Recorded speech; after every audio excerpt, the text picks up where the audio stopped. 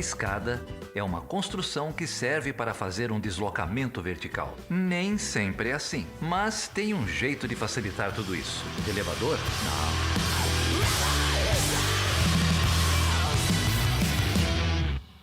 Seja bem-vindo e seja bem-vinda a mais uma edição do Chutando a Escada. Aqui é Felipe Mendonça e hoje a gente fala com a Natália Calfá.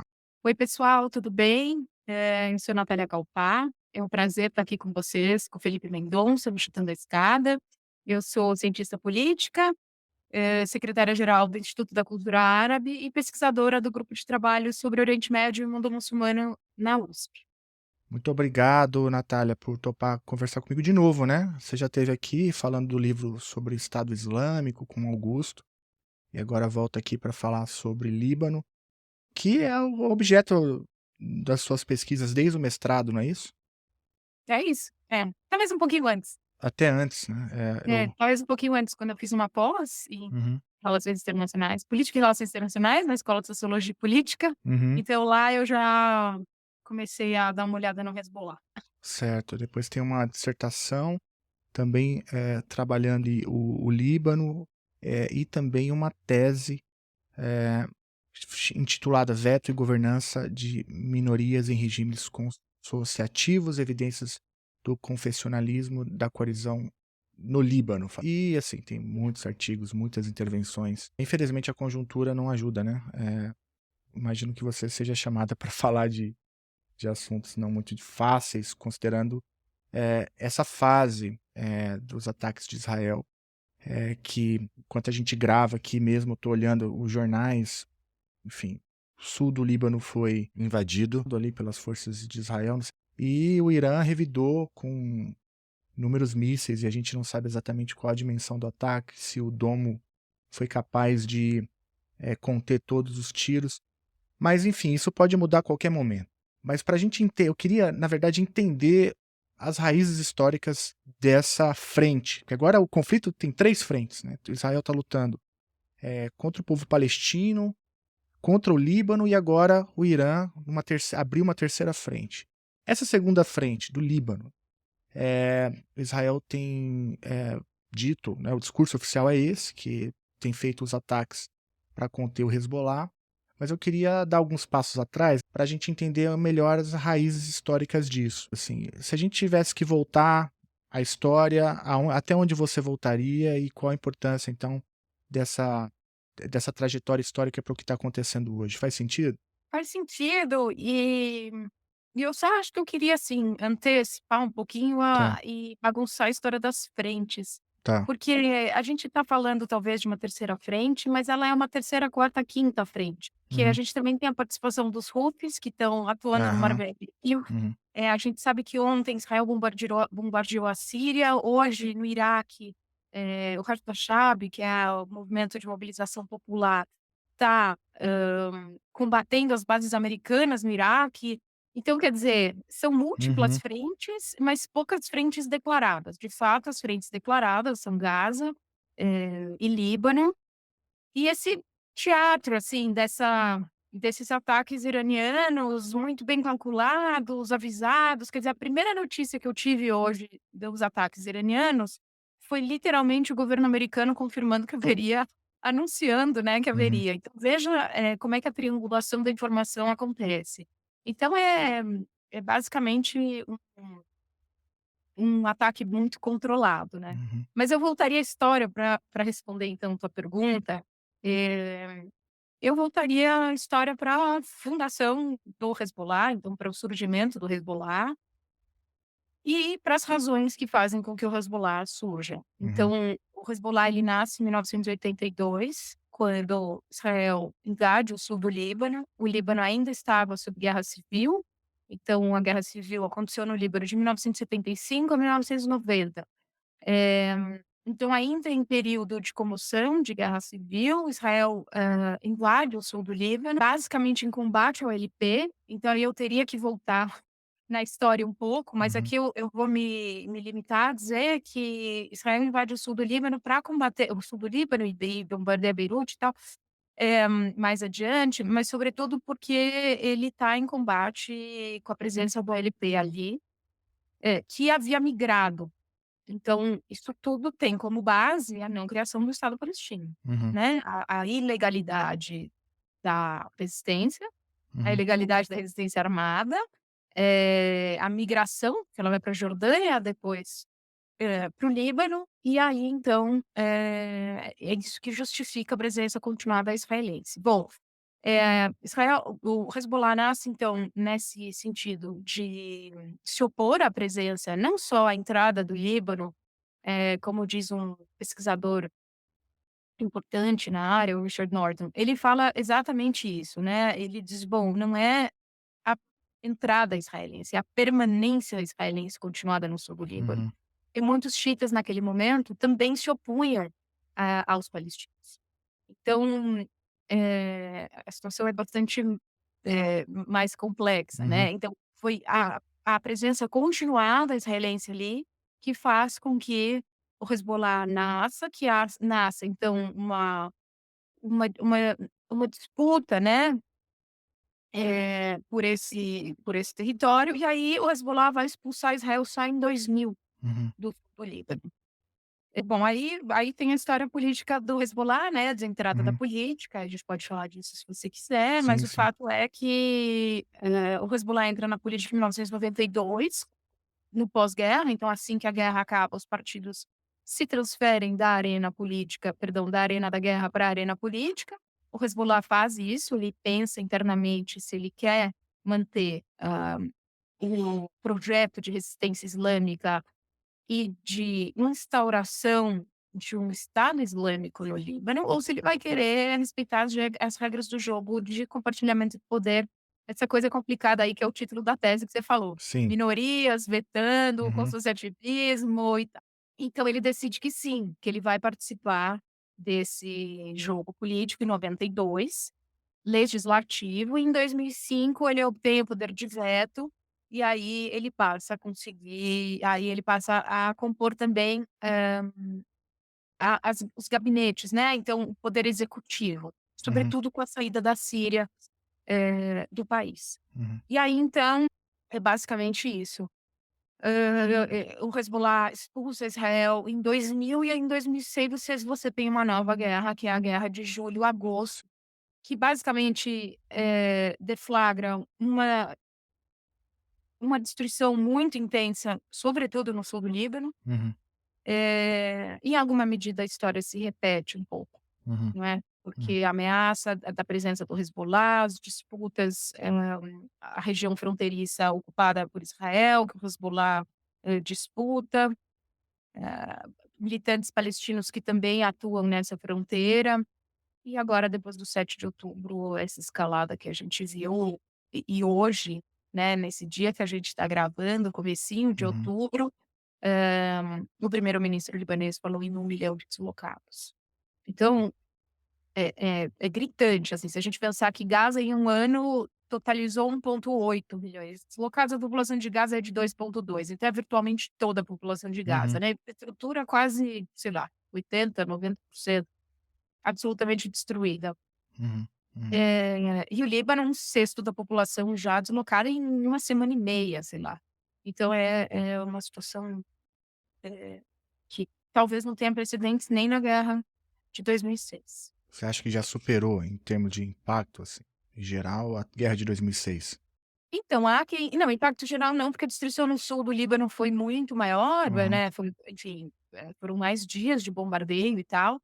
Mas, por exemplo, em termos de números de bombas diárias, isso superou, Uhum. e números de mortos diários chegou a bater a guerra civil. Uhum. Então, assim, estão colecionando uma série de recordes, assim, nesse aspecto.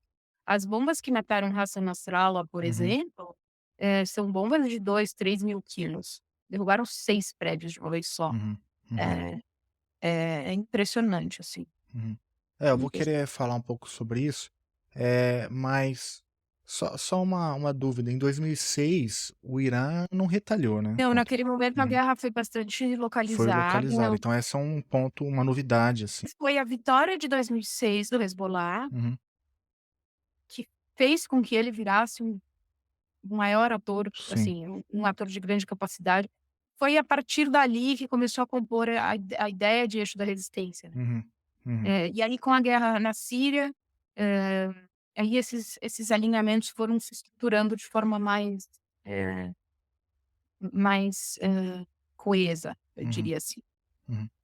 Deixa eu te perguntar então uma coisa que você comentou ali e eu queria entender um pouco melhor. O Hezbollah então tem essa primeira fase, uma fase de resistência, né, de luta armada, e depois ele há um debate se deve ou não disputar, né, colocar nesses termos, a política do Líbano. E aí daí surge pelo que eu entendi, né, uma espécie de um governo de coalizão, e o Hezbollah então topa fazer parte dessa coalizão. É isso mesmo? Como que se dá essa coalizão? Porque um dos argumentos que eu escuto, principalmente vindo de discurso oficial de Israel, né, é justamente essa associação direta entre Líbano como um todo e Hezbollah, né? Ou seja, se tudo é Hezbollah, então qualquer lugar pode ser um alvo. Mas não é, obviamente, né, não é isso, mas eu queria te ouvir um pouquinho sobre isso, coalizão no Líbano. E o Hezbollah, então, atua até certo ponto como um partido político, para a gente poder entender um pouco melhor o que que é o Hezbollah, né? O Hezbollah é uma organização multifacetada que tem várias camadas, várias frentes. Ele se concentra na resistência como, digamos, como espírito principal, eu diria, Uhum, mas ele tem uma atuação política com parlamentares, e ministros e assim por diante.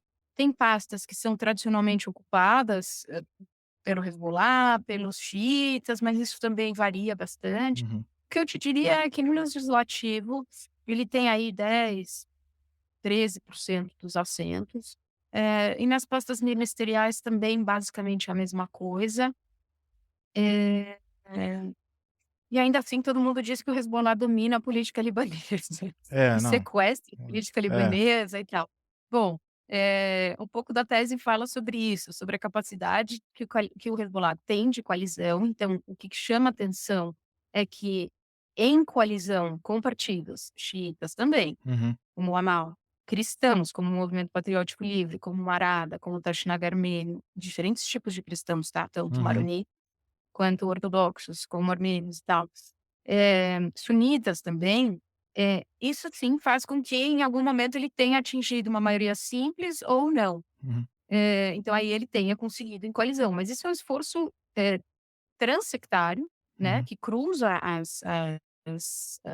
afiliações confessionais, e é um esforço de coalizão político dentro de um jogo de um país bastante dividido e plural e assim por diante.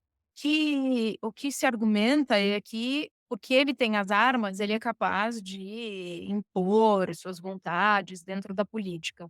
Olhando, a política libanesa mais de perto, a gente vê que a capacidade de veto do Hezbollah existe, uhum, mas a capacidade de veto dos outros atores também existe, porque todos os atores garantem os seus, interesses vitais muito dentro da teoria mesmo de compartilhamento de poder.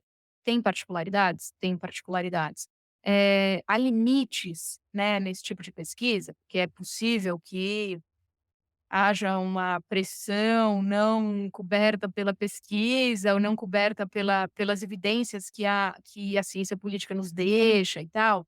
É possível, uhum, mas dentro dos dados que a gente tem para acompanhar, e notando principalmente a atuação dos pares do Hezbollah, a gente vê que essa é a dinâmica do jogo. uhum, Isso paralisa o jogo, paralisa, isso deixa o país sem presidente, deixa, isso faz com que haja muita morosidade, muito travamento institucional, tudo isso. uhum, Mas também é o que garante a democracia do país. uhum, Então, e também há outros países que, em paralelo, também têm esse travamento institucional, justamente porque eles têm a composição, plural. Então, eu não quero com isso dizer que o Hezbollah seja unanimidade no Líbano, ele não é, mas ele também não é esse pária, que a uhum, gente olha aqui. uhum, Então isso é um braço, isso é a questão política. A outra questão é a questão, digamos, social, de serviços sociais, de bem-estar social, que isso o Hezbollah faz, os outros partidos fazem.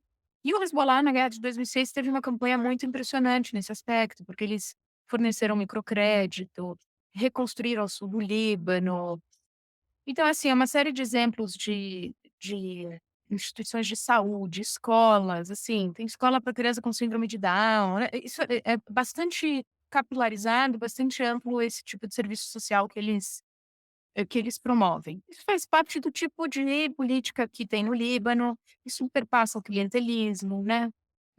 Não estou aqui dizendo que o sistema não tenha os seus problemas, mas Sim, isso é uma espécie de governança, que corre à margem do Estado, né, e também em razão da própria debilidade do Estado, e da ausência de um estado de bem-estar social completo e democrático para todos os cidadãos. Então, os partidos vão capitalizando nisso e vão gerando, assim, a sua fidelidade com seus constituintes, justamente fornecendo esse tipo de serviço. Claro, aí isso dá margem para os representantes, né, para os intermediários, dá margem para a corrupção, como eu falei, para o clientelismo, e que a gente já conhece aí dentro da ciência é. política. Hum, Mas também não é novidade para não. ninguém, quer dizer, Uhum. não é uma realidade que a gente não conheça no Brasil, por exemplo, Exatamente. não É. é? Então, tem muito essa coisa do líder local, isso tem muito. Mas tem em outras regiões do Líbano. Aí todo mundo diz: "Ah, mas eu já fui para o sul do Líbano, é dominado pelo Hezbollah". Ah, vocês já foram para, sei lá, para o Bishar, e também tá cheia de bandeira das forças libanesas, e aí? Uhum. Sabe, se você vai para as montanhas, também tá cheio de movimentação dos drusos. Agora, há também um aspecto, de claro, de domínio das armas. Então, É isso assim, que eu ia uma te perguntar, a coisa das é. armas, né, aí o Hezbollah se destaca. Aí o Hezbollah se destaca, porque, num contexto de debilidade muito grande do Estado Nacional Libanês, que realmente tinha um exército bastante débil e estava aí dividido e fracionado pelas milícias durante a Guerra Civil e tal. Quando o país faz o pacto, eh, o Acordo de Tais, que é um acordo em 90, quando a Guerra Civil acaba e tudo mais, os partidos poli os então milícias que estavam no ambiente, da guerra civil, passam a atuar, são essas mesmas famílias tradicionais, são essas mesmas milícias, entregam as armas e passam a atuar no ambiente do Estado e no Uhum. ambiente da disputa política.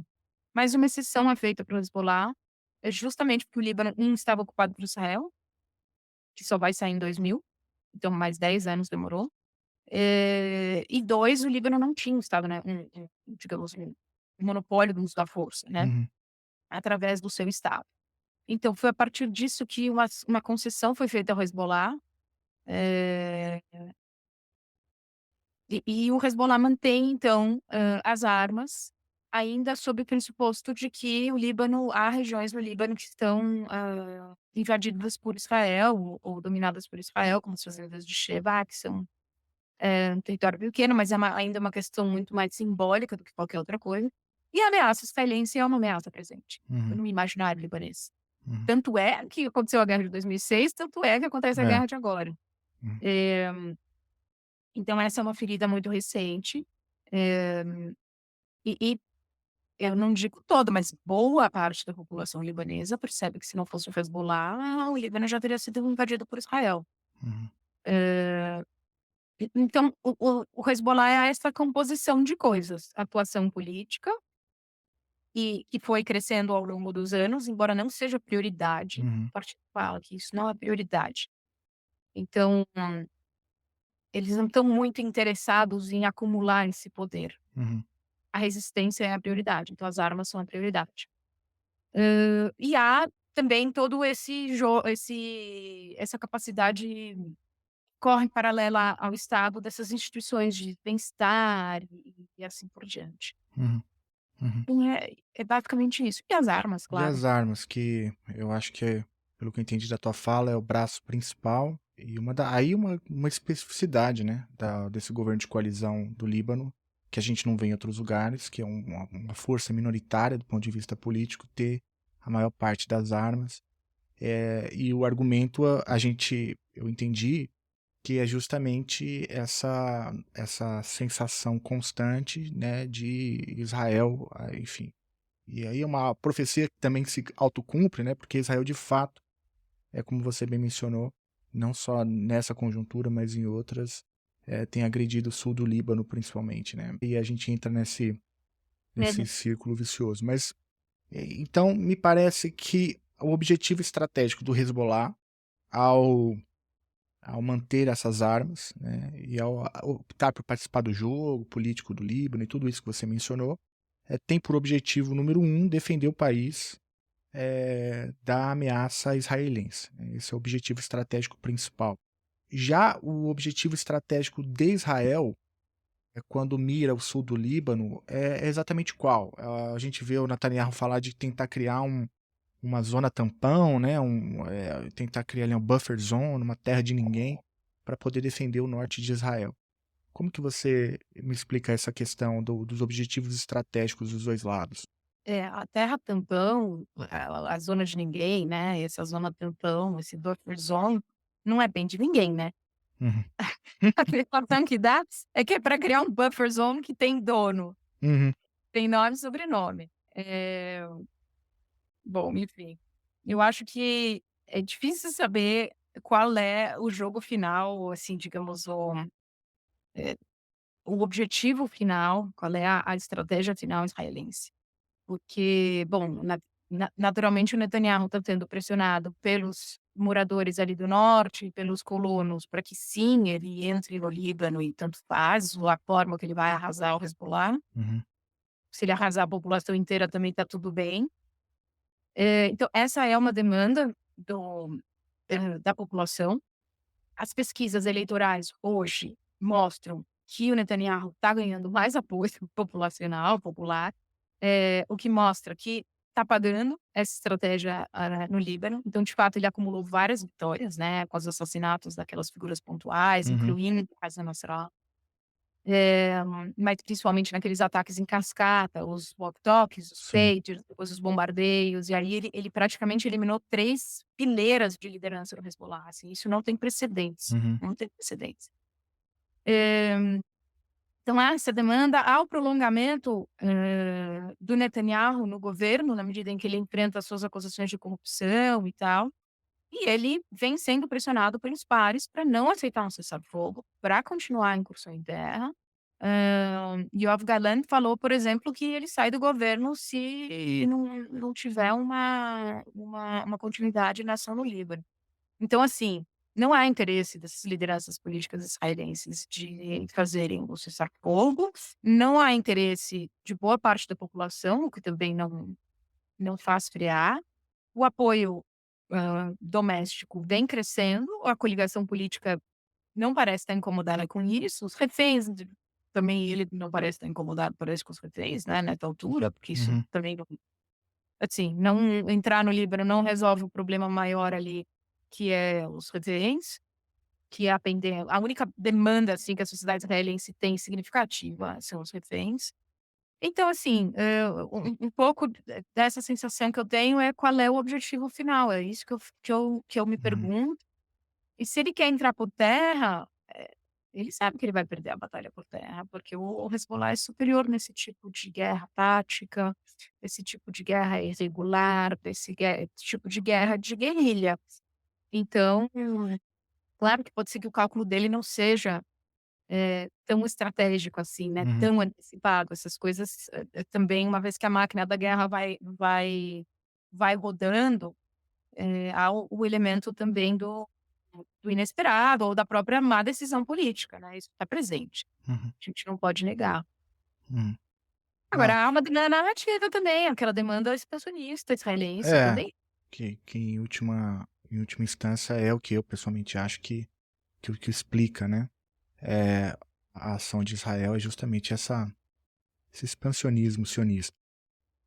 Agora, deixa eu te perguntar uma outra coisa aqui. Você mencionou que o Netanyahu conseguiu foi eliminar três fileiras ali de lideranças do Hezbollah, né?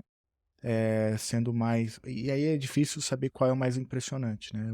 O ataque lá dos Pagers foi um negócio inédito, assim, e, enfim, que mostrou que Israel está muito à frente, né, do ponto de vista de inteligência. O segundo ato disso foi esse míssil que acabou matando o Hassan Nasrallah, falei certo? Hassan Nasrallah.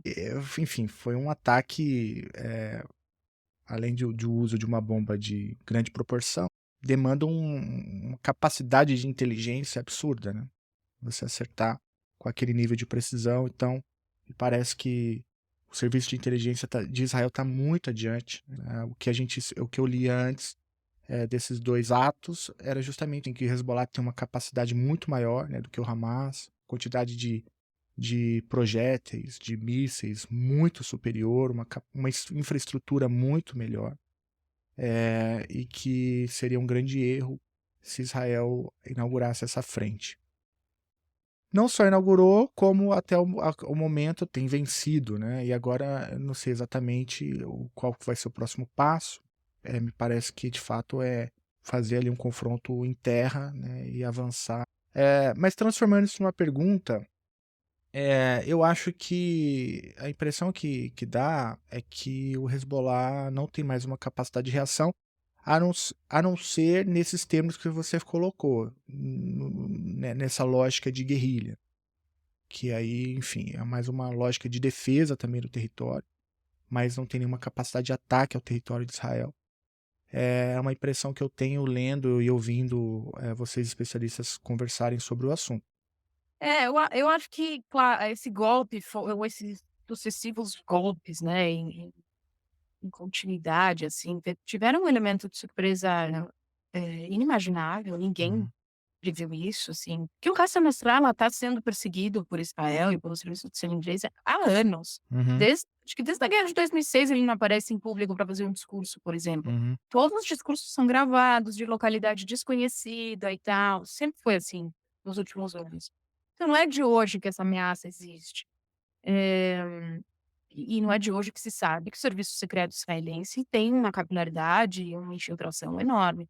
Mas foi absolutamente surpreendente o que aconteceu no Líbano. Mesmo que eles tivessem eventualmente antecipado o ataque dos pagers, porque o Hezbollah tivesse percebido e tal, eles não teriam como prever o assassinato do Hassan Nasrallah e de várias outras figuras que a gente foi acompanhando uhum.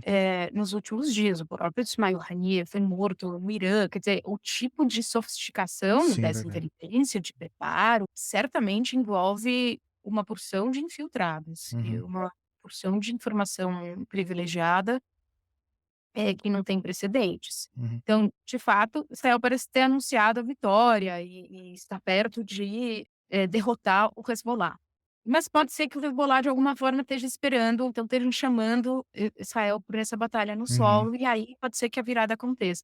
Ou eu posso estar muito errada, e esse pode ser o começo do fim da resistência como um todo. Porque a gente tem que lembrar que isso tudo começou porque o Hamas fez o ataque de 7 de outubro, num contexto de normalização dos países árabes, do Golfo, sobretudo, com Israel. sim. E isso vai culminar naquele projeto de bênção que o Netanyahu apresentou lá na Assembleia Geral da ONU, no discurso de abertura que ele fez. Ele falou: olha, o eixo do mal, né, qualquer coisa semelhante, e a bênção. E a bênção passa pela Arábia Saudita e pelo acordo bilateral com os Emirados Árabes Unidos e assim por diante. Uhum, E tudo que tá ali no meio que não é bênção, tipo o Iêmen, a gente bombardeia e é a pior crise humanitária desde a Segunda Guerra Mundial e pronto. Então, nesse aspecto, se desenhava um novo Oriente Médio, se desenhava uma nova configuração de forças para o Oriente Médio, uma nova arquitetura regional e uma balança regional nova. E aí o Hamas dizia: "Não, espera aí", né, uhum, porque assim o a não era pressuposto, para esses acordos de Abraão garantir a autodeterminação palestina, isso não estava dado como condição. Os países do Golfo no geral não colocavam isso como condição. Então, desde então, digamos, a questão palestina surgiu e voltou à baila, e está no noticiário diariamente, né. uhum, Então, assim, tudo isso para dizer que é possível que o Netanyahu saia vencedor dessa guerra e, de fato, redesenhe o Oriente Médio, em que, eh, você tem um Irã absolutamente, desgastado, economicamente por causa das sanções, com um novo presidente moderado, ou reformista, ou sei lá, que queira travar um diálogo maior, que já estava alinhavando um acordo com a Arábia Saudita, mediado pelos chineses. Então, também tem essa possibilidade. O Hezbollah está no Líbano, eh, talvez, né, um Líbano falido economicamente, com uma crise monetária, financeira, humanitária, política, assim por diante. Os países do Golfo não vão socorrer economicamente o Líbano enquanto o Hezbollah não tiver a proeminência política que tem, eh, continuar tendo essa proeminência política, perdão. Uhum. A Síria também tem suas questões internas e tal. A Rússia não vem à salvação, porque também tem suas demandas na Ucrânia. Então, se a gente olhar o cenário assim, pode ser que o Netanyahu, de fato, desenhe esse novo Oriente Médio com a bênção norte-americana, considerando aí uma vitória do Trump nas eleições, e vai eventualmente desgastar o Hamas por exaustão na guerra Uhum. em Gaza, que já dura aí 1 ano. Agora, o outro cenário É. que a vitória no solo do Hezbollah vire o jogo, hã, que o apoio iraniano venha com mais força, porque, sejamos franco, o bombardeio iraniano hoje foi teatral, muito controlado, né, muito programado. Então há ainda esse espaço, não dá para se dizer que as lideranças do Hezbollah foram eliminadas e que isso elimina o grupo, porque o grupo tem uma enorme capilaridade. Ele é muito bem estruturado, a hierarquia é muito bem estruturada, a capacidade dele, o know-how técnico, todo o know-how que ele garantiu na Síria combatendo o Estado Islâmico, Nesse sentido, não é é muito melhor estruturado que o Hamas, pelo que eu tô entendendo. muito, A gente muito. tá falando de proporções muito distintas. Apesar deles terem aí o quê? 5 anos de diferença na criação, o financiamento do Hezbollah é muito mais continuado vindo do Irã, do Hamas é muito mais pós-Primavera Árabe. A doutrina, assim, toda o apoio popular, né, a legitimidade política. Quando o Hamas entra nas eleições, o Ocidente não reconhece as eleições. No Líbano, pelo menos a garantia ali da participação política do Hezbollah, apesar dele ser considerado um grupo terrorista, etc e tal, tá lá, porque ele tá no governo. Uhum. Apesar das pessoas não entenderem isso muito bem, ele tá no governo, ele tem ministros e pronto. Então, e tem seus parlamentares. E tem uma capilaridade popular, assim, um apoio popular que eu arrisco dizer que, não sei agora, né, mas talvez seja maior ainda que o Hamas. Mas, de novo, esses dados são muito difíceis, né, é Sim, muito sim, difícil de fazer pesquisa eleitoral com esse tipo de sim. grupo. Mas isso era uma coisa que eu ia dizer. A outra coisa é que você não acaba com uma ideia, e aqui o Hamas também não vai acabar, porque, assim, não em contexto de ocupação. Isso, assim, pra gente que estuda relações internacionais é até meio que óbvio, né. Me parece que se desconsidera completamente isso, né. Como que se pressupõe, ser possível, pela violência suprimir uma ideia? Eu não sei, a impressão que eu tenho é que para cada combatente do Hezbollah que tomba, outros 2 surgem, sabe. É Não é isso uma aí. defesa que eu tô fazendo, assim, tô falando Uma foi uma análise é uma constatação. análise de conjuntura, É, é uma assim. constatação. Por exemplo, quando o Irã dispara em direção a Israel, você vê fogos de artifício sendo disparados em Beirute.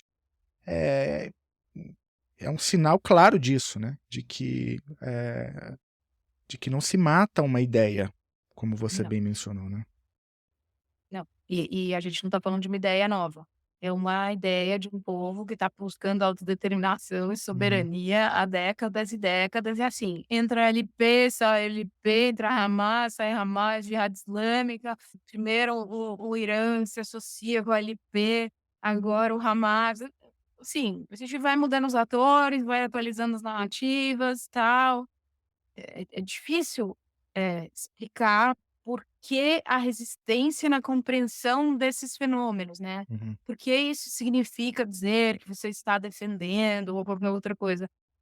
É tipo, é uma análise de conjuntura e uma compreensão de que, a ausência de outras saídas, a ausência de outras soluções, faz com que a violência acabe sendo uma opção cada vez mais, alcançável ou um último recurso. Uhum.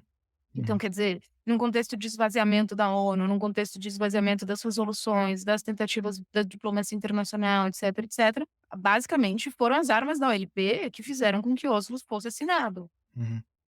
Talvez não fossem as armas da OLP, Oslo não poderia nem ter sido assinado, agora nem Oslo conseguiram cumprir, então a gente se cansa um pouco É, acompanhando o cenário, né. é um cenário devastador, assim.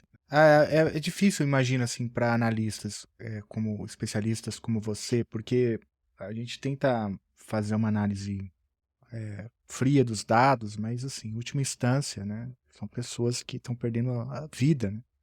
Ah, sem dúvida, e são É, lugares que você já foi, sabe, é muito então. difícil. E soluções que estão sendo criadas, como você bem mencionou, que não são soluções duradouras, são soluções de curto prazo e que depois retornam, de forma ainda mais complexa e tal. Uma coisa que você mencionou, quando se referia ao Irã, é que o Irã fez um movimento muito calculado, já tinha feito isso antes, né, naqueles primeiros mísseis que tinham sido lançados em direção a Israel, eles tinham sido também comunicados com muita antecedência. Isso aconteceu em abril, exatamente, em abril. E o Irã tinha feito exatamente isso. Tinha avisado, inclusive, a Casa Branca, e estava todo mundo meio que esperando aquilo. Era uma reação ao ataque que o Irã tinha sofrido, né, em seu território. Então, até para dar vazão ali à ala mais radical dentro do Irã, era preciso ter uma resposta. E aí foi feito aquele ataque meio teatral, né, para poder para o Irã poder se resolver internamente. Esse agora, pelo que eu entendi da tua fala, ele funcionou mais ou menos da mesma forma, né? Tinha sido, pelo que eu entendi, também avisado, os Estados Unidos já sabiam do ataque, mas ele ganhou dimensão, né? Ele ganhou, me parece que, portanto, dentro do Irã, a ala mais radical cresceu. E não sei até que ponto isso pode se traduzir numa escalada ainda maior. E aí o Irã, então, lança algo em torno de 200 mísseis, enquanto a gente está gravando aqui, as imagens circulam, né, do céu de Israel todo riscado e rabiscado ali de bombas, e a gente não sabe exatamente quantas, de fato, ultrapassaram o domo. Aí há uma divergência enorme aqui do veículo de comunicação, de modo que não dá para dizer. Mas o Netanyahu acaba de fazer um discurso dizendo que o Irã cometeu um grande erro e que vai reagir na mesma proporção. E aí eu já não sei mais se isso é combinado ou não, né? Me parece que a gente está num momento muito perigoso, né? Se combinado, o risco de um acidente é muito grande, né? De algo sair fora do combinado. Se não está combinado, aí a coisa vai escalar mesmo. Então, é um pouquinho cedo para de fato fazer a Uhum, análise, se vai continuar, não vai continuar, assim por diante. Porque o o o Netanyahu, disse que vai retaliar, mas o Irã havia dito: "Não, nosso ataque acabou, não retaliem, porque se vocês retaliarem as consequências vão ser, desastrosas". Eu não sei se isso tem a ver com uma ala radical, assim, dentro do Irã, projeto de revolução, digamos assim, dentro da democracia que a República Iraniana permite, da forma de eleição que é estruturado, existe um aval prévio dessas figuras, né, uhum, pelo Conselho de Guardiões e tal. De modo que os presidentes eleitos, eh, já têm uma lista, hã, pré-liberada para a concorrência, para concorrerem às eleições. Isso vale para outros cargos. Essa lista tem a ver com uma autorização clerical de uma capacidade, religiosa mesmo e de uma adequação da figura dessas pessoas com a ideologia como um todo. Por que eu estou dizendo isso? Porque o projeto da Revolução Iraniana, o entendimento do Irã enquanto um país terceiro-mundista que tem um projeto anti-ocidental, combativo e assim por diante, isso vai estar presente independente da figura que assumiu o governo, no meu entendimento. Enquanto a gente olhar para o projeto de revolução enquanto tal. Ou seja, essa unicidade da revolução, independente se um negociador for mais moderado, faz mais diálogo com o Ocidente ou não, todas essas figuras têm a centralidade, de novo, da resistência como um todo, assim, do projeto da revolução.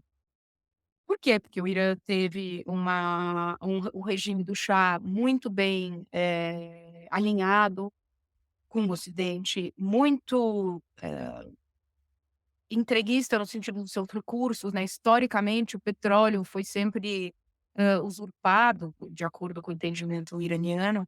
Então, essa ideologia é uma ideologia que perpassa, no meu entendimento, todas essas lideranças, umas mais, outras menos. Então, eu acho que a resposta do Irã viria de forma obrigatória. Então, eu não acho que isso signifique uma moderação. Ela viria de qualquer jeito. Uhum. Na verdade, você acha que significa um radicalismo, né? É, mas só uma impressão pela velocidade e pela dimensão da retaliação, né? Porque o É. que as pessoas, assim, têm dito, e claro, aí as mídias sociais agora são um problema, porque tudo que a Uhum. gente recebe, a gente não sabe a fonte, Uhum. ou por que aquilo tá sendo veiculado e tal. Mas há um discurso, assim, uma demanda popular que diz: "Tá vendo? Nós estamos sendo traídos pelo Irã, porque o Irã não fez nada. Uhum. E o que fez foi insuficiente". Eh E aí há discussão, né, em redes sociais, né, eu já acompanhei isso, por exemplo, o Hamas não, os palestinos dizendo: "Nós já estamos acostumados, nós somos palestinos". Uhum. Então, esse entendimento de que o Irã, na verdade, é um grande traidor, Uhum. e que deixou na mão todo mundo, porque prometeu, porque fomentou, porque se diz, guardião da, digamos, da oposição ocidental, se diz guardião da resistência, se diz guardião do do combate ao sionismo e assim por diante, mas na hora do vamos ver, quem está dando sangue seriam os palestinos, seriam os libaneses e assim por diante. Eh, eu tenho muita dificuldade ainda de ler esse cenário, porque rede social é um perigo, né. Uhum. É, não, é. Então assim, aqui a gente teria que fazer de fato um trabalho de campo, entender Sim.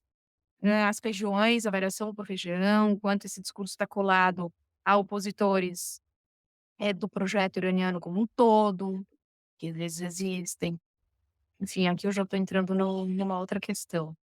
Não, não, mas é interessante ter cautela mesmo. Acho que a tua fala, em última instância, pede cautela, né? Porque o que a gente sabe é que quem devia ser avisado foi avisado com antecedência, né, de que o ataque aconteceria, o que mostra também uma certa ainda preocupação, me parece, do Irã em não escalar de modo irreversível, né, o que a gente está vendo, Exato. E que a gente... mostra um pragmatismo, né, Uhum. mostra um cálculo estratégico, assim. Uhum. Esse é um cuidado que o Hassan Nasrallah também teve naqueles Uhum. primeiros momentos no 8 de outubro ali. Uhum. Quanto a gente vai retalhar, em que medida, porque qualquer passo em falso Uhum. pode Isso, é. deflagrar, não é brincadeira, pode deflagrar uma guerra mundial. Não, sem dúvida. E para encerrar, a gente falou aqui algumas vezes sobre Estados Unidos, né? Tem o jogo político eleitoral no país ali que pode eh, significar coisas para o Oriente Médio. Em determinado momento, você até flertou com a ideia de que um eventual governo Trump 2, Israel seria fortalecido, né, nessa sua missão aí de expansionista, de invasão do sul do Líbano e tudo mais. Agora, se a gente pensar um governo da Kamala Harris emulando um governo Biden, não seria muito diferente, né? Porque é impressionante a total incapacidade, né, desse governo Biden, que é um lame duck, né, um pato manco, já não apita mais nada, mas assim, num dia a Casa Branca fala de cessar fogo, no outro dia o Biden é desmentido pelo Netanyahu, assim, isso a céu aberto, me parece que é uma incapacidade muito grande dos Estados Unidos em atuar nesse conflito, né, em mediar ou, no limite, servir ali como um colchão de amortecimento, né. E esse é um elemento, que, no meu entendimento, pode favorecer o que a gente está chamando aqui, grosso modo, de um acidente, né, ou seja, de uma escalada, não calculada, um acidente aqui ou ali que desencadearia um acirramento, né, do conflito. Então essa é uma dimensão da pergunta que eu queria fazer a você. A outra que me parecia, há meses atrás, que seria mais importante do que de fato é, né, que é a posição da China, que tem uma relação especial com o Irã, e que também em algum momento chegou a tentar mediar, né, ali uma discussão na Palestina e que, chegou ali a se movimentar também nesse tabuleiro. Mas até o momento a China é praticamente também nula nesse conflito, isso obviamente atua, né, mas assim, não a olho nu, né. E então o que que você teria a dizer sobre essa última dimensão do tabuleiro, né, essas grandes potências que têm interesse na região e atuam, os Estados Unidos, com Biden completamente escanteado e a China que para mim pelo menos, o desapareceu, né, enfim. E a Rússia também, né.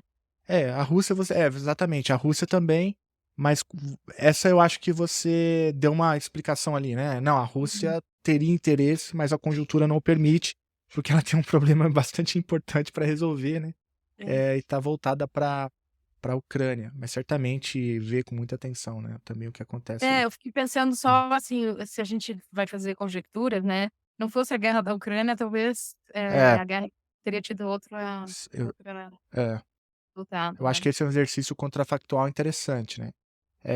E eu tendo a concordar com você. É. Agora, assim, a China é muito difícil fazer, vou começar pelo final, muito Uhum, difícil fazer qualquer avaliação pela China. Porque ele, assim, a gente sabe que a China atua, eh, mas eu não sei até que ponto há um interesse muito firme da China de atuar nessa região, para além do que ela já faz, já está presente na África e nos seus investimentos e as rotas marítimas da seda e tudo que tem. Eh, eu tendo a ver com bastante cautela, porque há um desejo eh, de não confrontar os seus aliados tradicionais. Então, se aqui a gente quiser replicar na guerra da Síria, a China se posicionou ao lado da Rússia, ao lado do regime do Bashar al-Assad, se posicionou ao lado do Hezbollah, mas aqui parece que o posicionamento foi, mais contido, eh, e 2, eh, eu não sei se é porque a guerra teve mais repercussão. Eu não sei, assim, a gente ainda tem que tentar avaliar, eu não sei ler direito a posição da China, uhum, porque há muito potencial para resolução, eh, mas eu não vejo ela atuando, eu diria que é um potencial, assim, subaproveitado. No caso norte-americano, de fato, pode ser uma debilidade do próprio Biden. E aqui, sei lá, talvez a figura desses líderes políticos possa importar muito mais do que tudo isso que a gente às vezes estuda. Às vezes a personalidade pode ser mais importante do que qualquer outra coisa. Às vezes uma fatalidade pessoal, como parece ser, né, a piora do estado físico dele mesmo, uhum, e de fato pode influenciar aí nas explicações muito mais do que a gente está acostumado a olhar, os fatores que a gente está acostumado a olhar.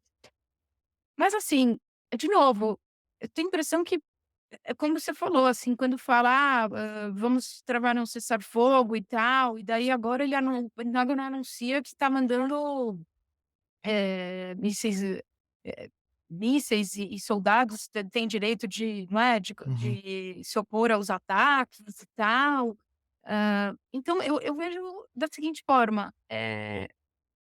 parece um teatro, uhum, né, parece um jogo de cena. Então, tudo bem, pode ser a fraqueza do Biden? Pode, mas não me parece. Eu tenho a impressão que o Biden mais o Biden anterior, assim, talvez o Biden mais lúcido, eh, faria um movimento semelhante, assim. Uhum. Estamos fazendo todos os esforços, mas aí a gente veta no Conselho de Segurança qualquer coisa, inclusive o reconhecimento do Estado palestino como Estado membro da ONU pleno.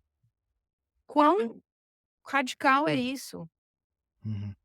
Veta pelo Conselho de Segurança, não passa. Uhum. Eh, então, assim, para quem está querendo construir a paz, o diálogo, o cessar-fogo e acredita na solução dos 2 estados, não reconhecer o Estado palestino como membro pleno na ONU, assim, não há, né, não há, justificativa.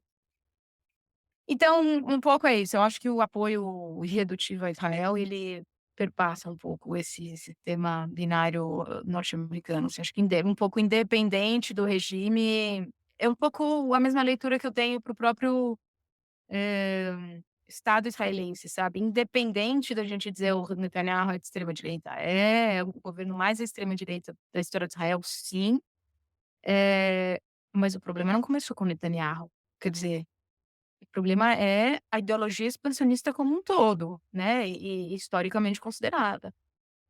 Então eu faço um pouco a mesma leitura, muito mais continuismo Uhum. do que grandes mudanças com nova eleição. Claro, o Trump tem uma questão narrativa super significativa, eh, tem todo o movimento dos cristãos evangélicos, da extrema direita e Sim. tal, isso tudo, tá entrando na conta, né, a mudança da embaixada, faz todo o escarcéu e tudo mais, mas assim, quando você vai olhar a quantidade de bilhões enviados anualmente, as armas e tal, parece que muda pouco.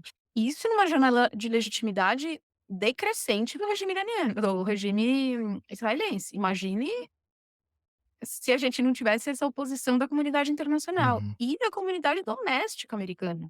Uhum. Uhum. Doméstica. Comunidade essa que talvez esteja, vai perder os votos para o Biden, que vão Uhum. acabar votando no Trump, porque de algum jeito ou de outro o Trump se desengaja do Oriente Médio. Sim. Mas não Israel, se desengaja aí do Afeganistão, do Iraque e tal, mas Israel, eu não vejo desengajamento.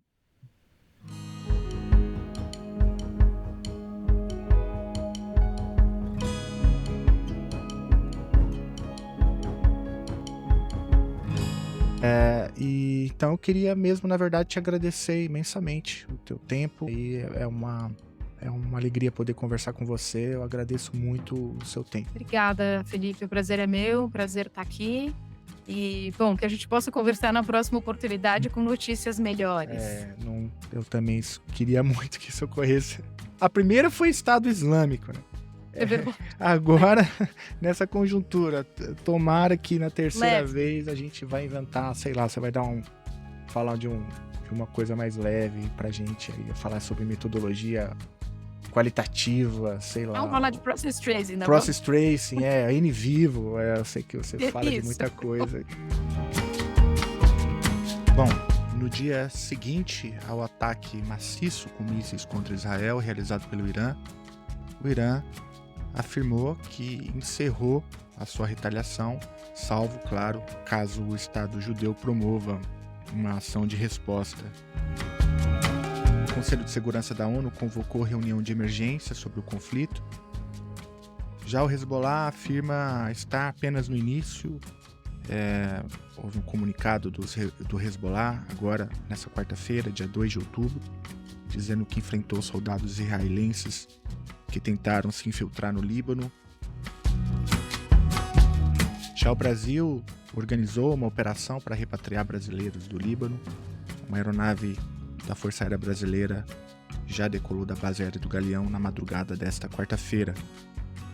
O Lula diz ser inexplicável que a ONU não faça Israel conversar e fez uma declaração bastante dura.